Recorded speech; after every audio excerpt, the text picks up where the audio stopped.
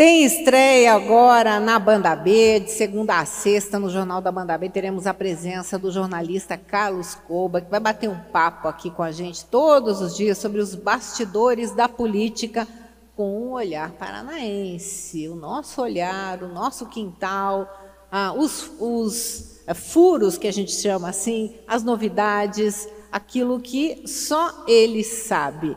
E você pode acompanhar a nossa participação todos os dias, ao vivo, também pelas redes sociais, pelo canal do YouTube da Banda B, já estamos ao vivo lá com imagens, e também pelo Facebook da Banda B. E depois vamos repercutir isso ao longo do dia nas redes sociais, tudo que a gente conversar aqui. Vamos falar um pouquinho de quem é o Carlos Koba. Ele é jornalista político, investigativo, formado há 20 anos, com 17 anos de atuação no jornalismo político, vencedor do Grande Prêmio Écio de Jornalismo, Tim Lopes de Jornalismo Investigativo, tantos outros prêmios, Prêmio Latino-Americano também, trabalhou no Jornal Gazeta do Povo, na Câmara Federal em Brasília e nas Secretarias de Segurança Pública aqui do Paraná. Hoje ele tem, autor, como eu disse, do blog Politicamente.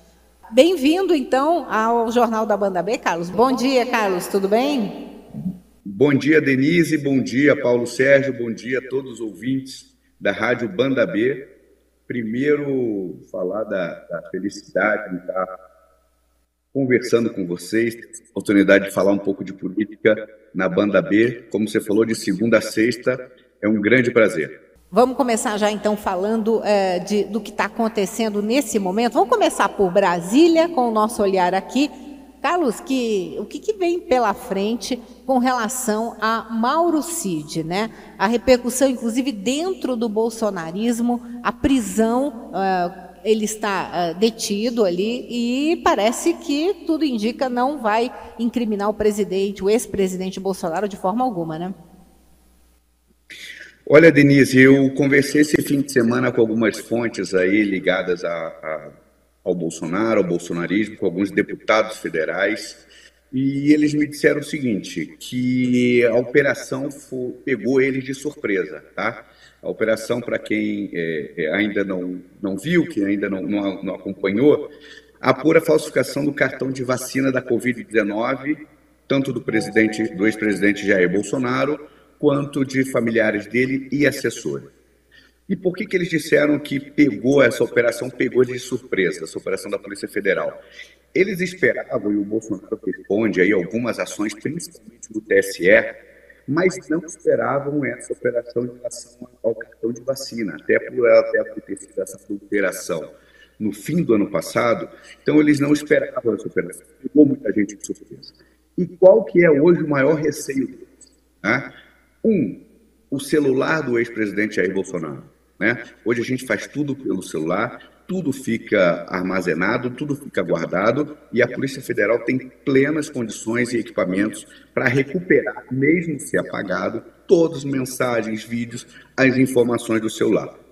Alguns com quem eu conversei esse fim de semana disseram que acreditam que o Bolsonaro ou trocou o celular ou zerou ele, apagou ele inteiro, trocou de celular antes de voltar para o Brasil. Tá? Ele estava nos Estados Unidos, então quando voltou, alguns acreditam nisso. Até porque o presidente, de livre e espontânea vontade, cedeu a senha do celular para que os policiais tivessem acesso. Agora, a grande preocupação se chama Mauro Cid. Mauro Cid é um tenente-coronel que é uma espécie de faz-tudo do presidente Bolsonaro. E eu vou além, não faz tudo, ele ouve quase tudo, tá? Ele anda com o Bolsonaro 24 horas por dia.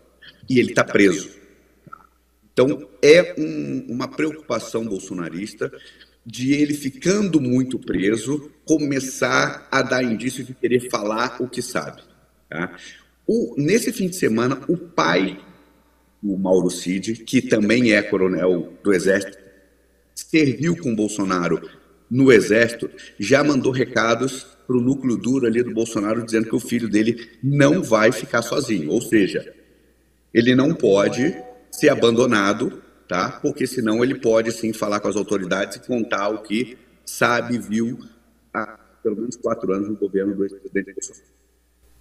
Bom, a gente vai saber até onde vai essa fidelidade do Mauro Cid. Às vezes ele até tem essa determinação, mas o tempo de prisão pode mexer com isso.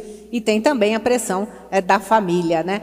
Carlos, eu queria conversar um pouquinho aquilo que só você sabe do pedágio. Tem toda uma expectativa, ao todo serão 12 praças, 3 a mais do que as concessões anteriores.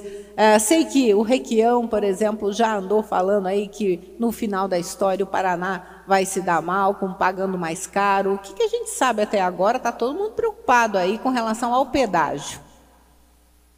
Pois é, Denise. Você sabe que está previsto para ser lançado essa semana o edital dos 2 primeiros lotes, né? Como você falou, essas rodovias que fazem parte do anel de integração foram divididas em 6 lotes e 2 já estão aptos a ir a leilão, tá? Na Bolsa de Valores. Então, essa semana deve ser lançada. Na semana passada, o governador Ratinho Júnior esteve em Brasília para uma reunião para lá de incômoda para todo mundo, né? O presidente lançou um vídeo em que há um ar ali de constrangimento entre o presidente Lula e o governo. É preciso lembrar que os dois estiveram lados opostos na campanha presidencial de 2022. Então, havia um ar de tensão ali. O fato é que foi assinada a delegação, as rodovias do Paraná agora estão com o governo federal, que vai fazer esse edital, que vai fazer o lançamento desse edital. O Requião, ex-governador, a gente sabe e lembra da cruzada que ele teve quando foi governador com a questão do pedágio. Chegou a lançar aquela campanha de ou abaixa ou acaba, e na verdade nem abaixou e nem acabou.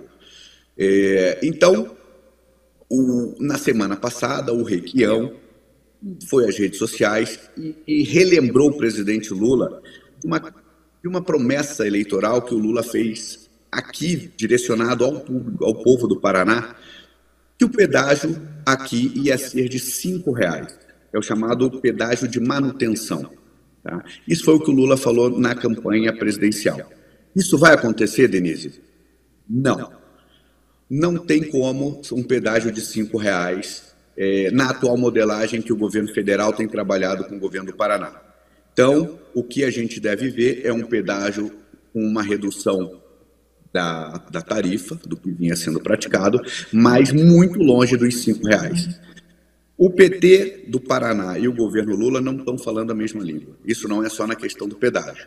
E essa semana deve ter mais uma reclamação pública do PT, porque eles vão assistir a um modelo desenhado pelo governo do Estado e não pelo governo federal.